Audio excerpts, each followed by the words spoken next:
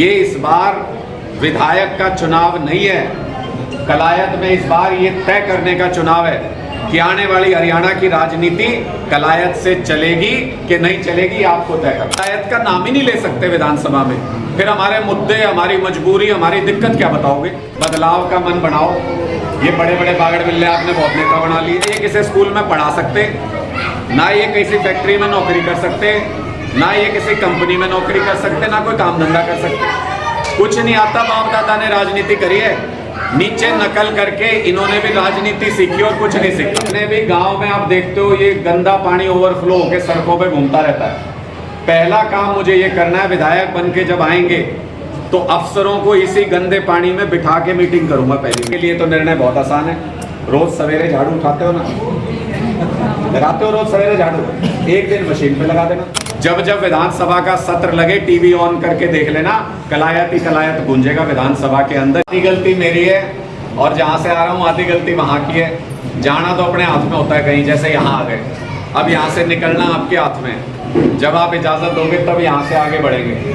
ऐसे ही हर गांव में बहुत प्यार मिल रहा है। जहाँ पे भी जा रहे हैं वहाँ पे लोग छोड़ने को ही तैयार नहीं है कि हमारे घर भी चलो। असल में लोगों ने आम घर से आया हुआ कोई नेता देखा नहीं आज तक, और हम तो नेता भी कहाँ हैं, आप ही के परिवारों में से निकले हुए बच्चे हैं, आप ही के बेटे हैं। बात मुद्दे की कर रहे हैं लेकिन इस बार, इसलिए इन सारे बड़े बड़े नेताओं के पेट में दर्द है इस बार। इनको ये लग रहा है कि ये कहाँ से आ गया, ऐसी बात तो कभी हुई नहीं। 30-40 साल हो गए कलायत में, 30-40 साल से 3 परिवारों के बीच में कलायत चक्री काट रहा है।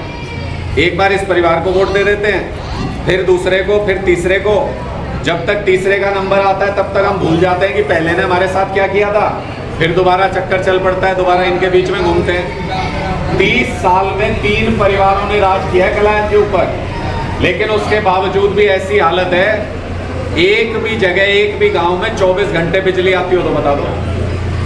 एक भी गांव में अच्छा स्कूल बना हुआ हो जहां सारे टीचर हों, जहां बैठने के लिए बेंच हो, जहां पे अच्छे स्टेडियम हो, अच्छे ग्राउंड हो, कहीं पे भी नहीं है, बता दो।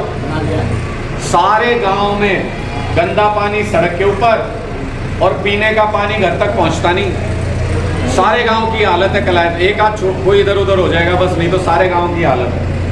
कोई अस्पताल नहीं, पूरा तो मनसलिया है, मनसलिया में हालत ये आज के दिन में कोई अस्पताल नहीं। जब आप अस्पताल जाते हो वो कागज पे जो लिखते हैं भाई पीजीआई चंडीगढ़, पीजीआई रोहतक। क्यों भाई, यहाँ इंसान नहीं रहते, यहाँ अस्पताल नहीं हो सकता, अच्छा यहाँ पे इलाज नहीं हो सकता हमारा। इसका मतलब हमारे विधायकों ने काम ही नहीं किया कभी कुछ। ना बिजली है, ना पानी है, ना स्कूल है, ना अस्पताल है, ना बच्चों के लिए रोजगार। भाई कांटे थोड़ी लग रहे हैं हमारे में। यहाँ पे कोई फैक्ट्री क्यों नहीं आ सकती, यहाँ पे कोई कंपनी क्यों नहीं लग सकती, यहाँ पे इन युवाओं को अच्छी नौकरियाँ क्यों नहीं मिल सकती। दूर दूर जाएंगे धक्के खाने हमारे बच्चे, कोई काम धंधा यहाँ पे करने की जगह नहीं अपने बच्चों के लिए। तो ये हालात बदलने के लिए इस बार चुनाव के मैदान में हैं। अगर आप चाहते हो आपके बच्चों का भविष्य बदले, अगर आप चाहते हो आपके गांव के हालात बदलें, तो इस बार फैसला करने का वक्त है।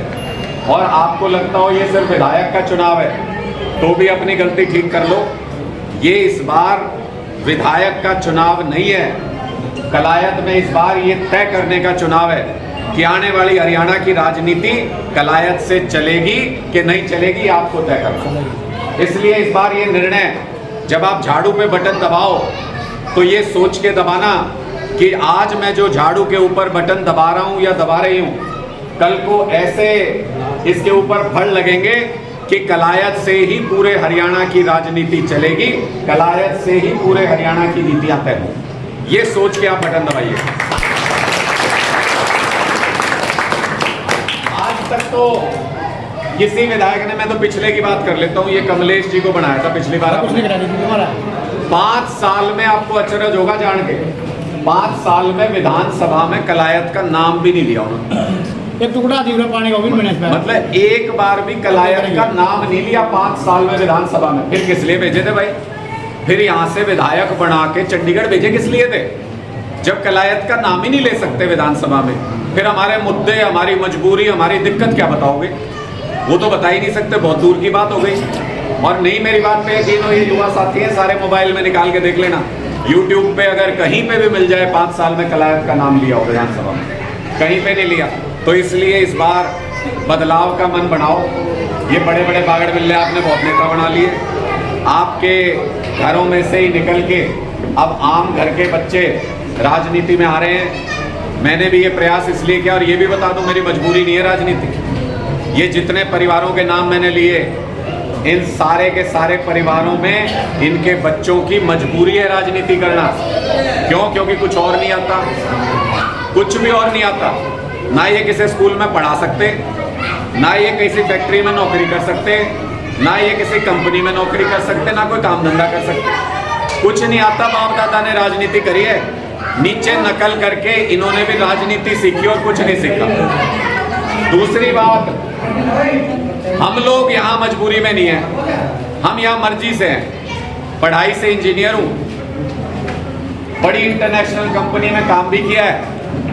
फिर उसके बाद 15-20 साल तक जितने चैनलों के नाम आप जानते हो, बड़े बड़े चैनलों के नाम, आज तक, जी न्यूज़, जितने भी जानते हो, उन सब में काम करके आया हूँ।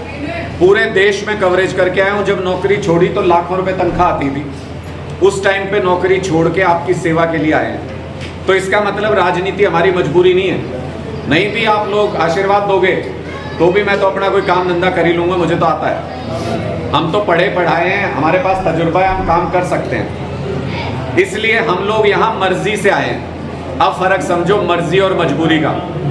जब आप मर्जी से कोई काम करते हो तो उछल उछल के करते हो, खुश होके करते हो, बढ़िया से काम होता है, उसका नतीजा भी बढ़िया आता है। जब आप मजबूरी में कोई काम करते हो, मान लो अंकल जी ने ही कह दिया कि भाई ये करना है सागर हर हालत में, और उसका मन नहीं कर रहा, तो करेगा तो सही, आदेश है, पर मजबूरी में कर रहा है, मन से नहीं करेगा।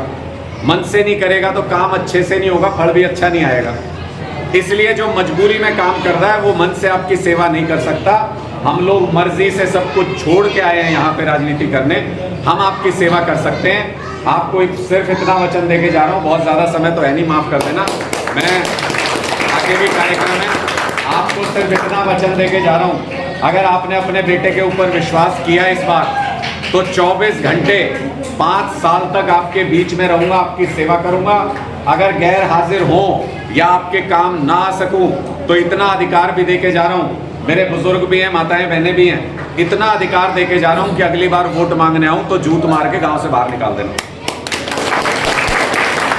ये बात ये बोलता नहीं है नेता, ये बात इसलिए नहीं बोलता क्योंकि उनको लगता है यार क्या ही कर पाएंगे।